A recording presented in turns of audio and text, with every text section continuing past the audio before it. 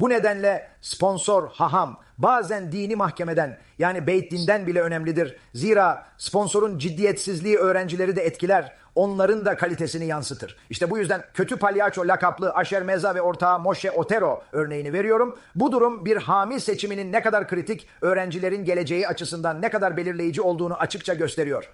Florida'daki o kuruluştaki tüm goyim, Hristiyanlıktaki gibi büyük çaplı din değiştirmeler yapıyorlar. Bu insanlar iki kere düşünmeden herkesi ve her şeyi din değiştiriyorlar. Ve bu sadece Lashon Hara değil, kendi videolarından da görüyorsunuz. Sadece sahile gidiyorlar. Kadın ve erkeklerin karma bir şekilde edep gözetmeden okyanusa girmesi, halakhaya, Yahudi hukukuna aykırıdır. İhtida edenler ücra köşelerde sanki Guantanamo'daymış gibi yaşıyor. Dünyanın uzak yerlerinde ikamet ediyorlar. En yakın Yahudi başka bir eyalette bulunuyor. Bu yeni Yahudinin tek başına Yahudi olabileceğini düşünmek akıl dışıdır.